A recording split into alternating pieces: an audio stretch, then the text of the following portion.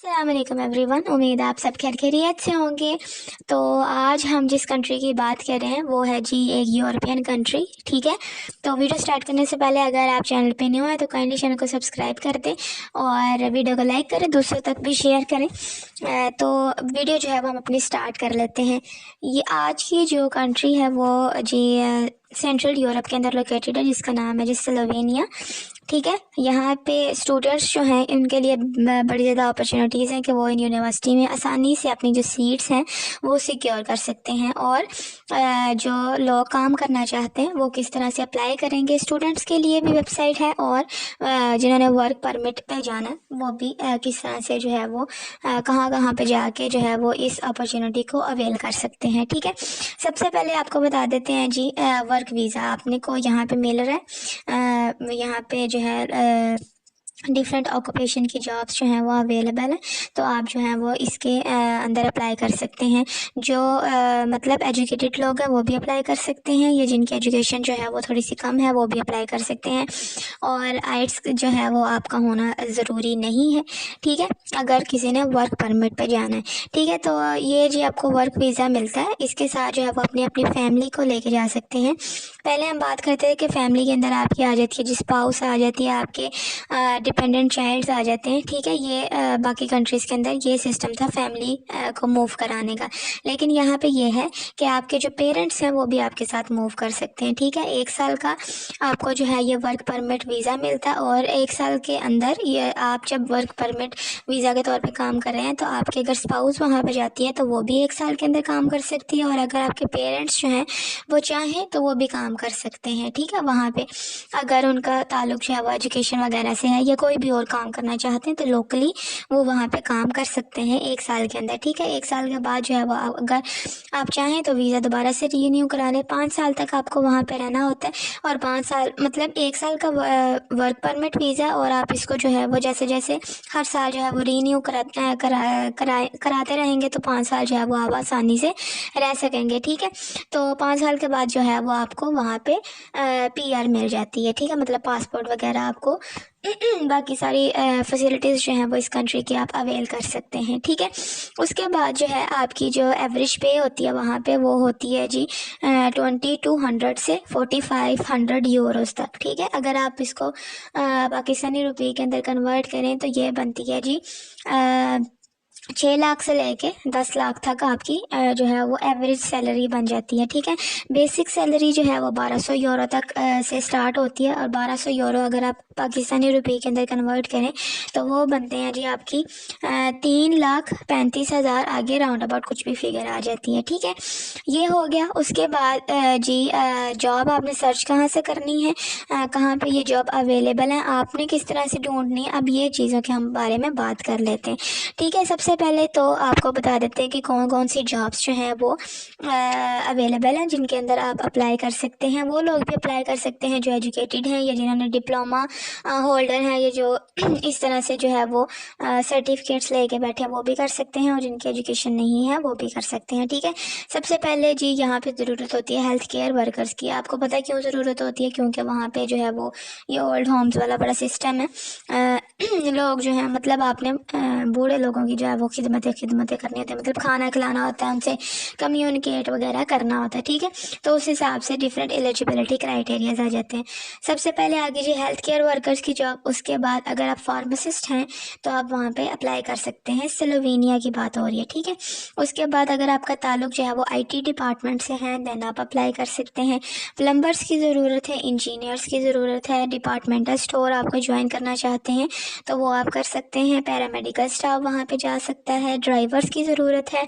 उसके बाद house keepers की ज़रूरत है, गार्डनर्स की ज़रूरत है, माली वगैरह जिसको आप कहते हैं, शेफ़्स की ज़रूरत है, इलेक्ट्रीशियन है तो वो भी अप्लाई कर सकते हैं, बार्बर्स हैं तो वो भी अप्लाई कर सकते हैं, वेयर हाउस की बड़ी अच्छी जॉब्स हैं। उसके बाद जो है वो आपकी सेल्समैन की जॉब्स हैं। ठीक है, ये सारी जॉब्स हैं जिनके अंदर आप अप्लाई कर सकते हैं। तो यहाँ पे जो है वो 80% जॉब उन लोगों के लिए जिनकी एजुकेशन जो है वो कम है। ठीक है, ये जो पैरामेडिकल स्टाफ होते हैं, ये फार्मासिस्ट होते हैं, ये इंजीनियर्स या IT डिपार्टमेंट, इनको अपनी फील्ड के अंदर जो है वो एक्सेल होती है, इनके पास एजुकेशन होती है, डिग्रीज होती हैं इसी फील्ड के अकॉर्डिंग, तो इनके लिए भी आसानी है लेकिन ज़्यादातर जॉब्स जो हैं वो उन लोगों के लिए है जिनकी एजुकेशन जो है वो थोड़ी कम है। ठीक है, तो आप अपनी फैमिली के साथ मूव कर सकते हैं, आप अपने पेरेंट्स को भी लेके जा सकते हैं। ये बड़ा गुड पॉइंट आ जाता है। वीज़ा की जो प्रोसेसिंग होती है वो आपको 15 वर्किंग डेज़ के अंदर पता चल जाता है कि आपका वीज़ा जो है वो अप्रूव हो गया या नहीं हुआ। ठीक है, अब आपने क्या करना है कि आपने यूरो पास सीवी बनानी है। ठीक है, जिस कंट्री के अंदर आपने अप्लाई करना है उसके अंदर आपने उसी फॉर्मेट की सीवी बनानी होती है और कवर लेटर बनाना होता है। ठीक है, और अब ये आपको पता है कि आपने यूरो पास सीवी किस तरह से बनानी है। गूगल पे जाएँ, गूगल पे लिखें जी यूरो पास सीवी फॉर्मेट, तो वहाँ पे आपके सामने वेबसाइट्स आएंगी, उनमें से एक को पिक करें और वहाँ पे अपने बना लें। ठीक है, कवर लेटर भी आपने इसी तरह से एक पेज का बना लेना है कि आप की लाइफ समरी क्या है। ये सारी चीज़ें आ गई। उसके बाद जी ये है कि इसका जो वीज़ा प्रोसेस रेशो है वो बड़ी अच्छी है, तो आप जो है वो बेस्ट टाइम है, आप अप्लाई कर सकते हैं। और ये जो लोग कह रहे हैं कि वीज़ा ये बंद हो गए, ऐसे हो गए, कुछ बंद नहीं हुआ। सितंबर जो है, सितंबर से लेके जनवरी तक जो है जितनी भी कंट्रीज़ हैं ना वो वीज़ा आज आपको खुद ऑफ़र करती हैं। इन्हीं डेज़ के अंदर जो है वो उन्होंने अपने तमाम इमिग्रेंट्स को यहाँ पे बुलाना होता है और उनकी सारी प्रोसेसिंग वगैरह कंप्लीट करनी होती है। ठीक है, तो ये बात नहीं है कि हमारे वीज़े नहीं लग रहे, ये नहीं लग रहा। हाँ, अगर आपकी कोई डॉक्यूमेंट्स में कोई प्रॉब्लम ना हुई हो, ठीक है, तो वीज़ा जो है वो आसानी से आपकी लग जाती है। ठीक है, इसमें इतना ज़्यादा स्किल जो है मतलब आपकी एक्सपर्टीज़ लेवल की मतलब जॉब नहीं है, ये आपको मिल जाती है आसानी से। ये नहीं है कि अगर आप बड़े हाई लेवल के एक्सपर्ट होंगे तो फिर आपको जॉब मिलेगी, या आप बड़े एजुकेटेड बंदे होंगे तो आपको मिलेगी, ऐसी नहीं है। ठीक है बात। तो आपका अब बात कर लेते हैं कि एक्सपेंस मतलब खर्चा कितना आएगा। सबसे पहले टोटल आपको बता देती हूँ, 194 टोटल यूरोस आपके ये बनते हैं। ठीक है, सबसे पहले जी 77 यूरोस आपने वर्क वीज़ा के पे करने होते हैं, ये वीज़ा की फ़ीस होती है। उसके बाद यहाँ पे आपने टेम्परेरी रेजिडेंस आपकी होती है, वो आपके आ जाते हैं 102 यूरोस। ठीक है, उसके बाद आपकी जो रेजिडेंशियल कार्ड के लिए आप अप्लाई करते हैं तो वो 15 यूरोस आ जाते हैं। तो टोटल जो है वो आपकी 194 यूरोस का खर्चा आता है, और कोई आपने इसके अलावा ऐड नहीं करनी होती। और बेसिक सैलरी जैसे ही आप वहाँ पे अपॉइंट होते हैं तो 1200 यूरोस आपको पे किए जाते हैं फर्स्ट डे आपके अपॉइंट से, आपको शुरू हो जाते हैं। ये नहीं कि आप 3 महीने काम करेंगे, जैसे जैसे आप काम करते हैं उसी टाइम आपको जो है वो पे किया जाता है। और 1200 यूरोस आपको बता चुकी हूँ कि 3,35,000 आगे राउंड अबाउट फिगर जो भी आती है। ठीक है, इतनी बनती है। अब आप बात कर लेते हैं कि कौन कौन से तरीके हैं अप्लाई करने के। 2 तरीके हैं। ठीक है, इसके अप्लाई करने के पहले तो ये कि आप जो है वो विज़िट वीज़ा पे जाएं स्लोवेनिया। ये यहाँ पे इतनी ज़्यादा कोई रिस्ट्रिक्शन नहीं आती कि स्लोवेनिया का विज़िट वीज़ा मतलब डॉक्यूमेंटेशन इतनी नहीं आती। ये आपको पता है कि विज़िट वीज़ा जो है वो किस तरह से आप अप्लाई करना है, फॉर्म होता है, उसके बाद आपकी डॉक्यूमेंटेशन होती है, ये सारी चीज़ें आपकी रिक्वायर होती हैं। देन आप स्लोवेनिया जो है वो विज़िट वीज़ा के ऊपर चले जाते हैं। ठीक है, उसके बाद जो है वो आप अपने जो विज़िट वीज़ा है उसको आप स्विच करा सकते हैं वर्क वीज़ा के ऊपर। ठीक है, ये अपॉर्चुनिटी आपको दी जाती है।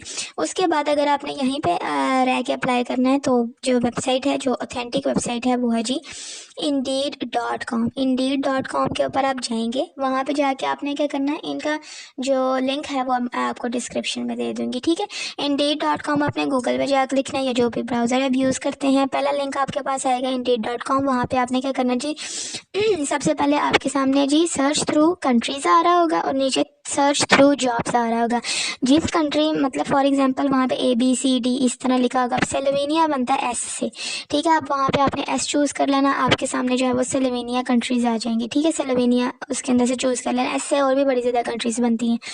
तो स्लोवेनिया आपने चूज़ कर लिया। उसके बाद आपने जो है वो नीचे एक और फिल्टर लगा देना कि आप नीचे जॉब्स आएंगी तो जॉब्स या कंपनीज आ रही होंगी, तो वहाँ से आपने देख लेना कि आपको कौन सी जॉब चाहिए। फॉर एग्जांपल अगर आप गार्डनर के तौर पे जा रहे हैं तो वहाँ पे आप जी जो है लिखा होगा ना, तो वहाँ पे आपने जी जो है वो सिलेक्ट कर लेना, तो आपके सामने गार्डनर्स की जॉब आ जाएंगी। एंड देन जहाँ भी ज़रूरत होगी तो वहाँ पे आपने उसी वेबसाइट के ऊपर जाना है जिसने जॉब पोस्ट की है, एंड देन कैरियर्स के ऑप्शन में जाके CV और अपना कवर लेटर जो है वो उनको सेंड कर देना है, वो आपको बुला लेंगे। आसानी से आपका वीज़ा जो है वो प्रोसेसिंग हो जाएगी। 15 दिन लगते हैं। वीडियो अगर आपको पसंद आई हो तो इसको लाइक सब्सक्राइब करें, मस्ट करें, और दूसरों के साथ भी शेयर करें। और आइंदा नेक्स्ट आने वाली वीडियोज़ के लिए आपका सब्सक्राइब करना बड़ा ज़रूरी है, ताकि आपकी जो है वो इसमें इतना ज़्यादा टाइम कंज्यूम ना हो ये वाली चीज़ों में।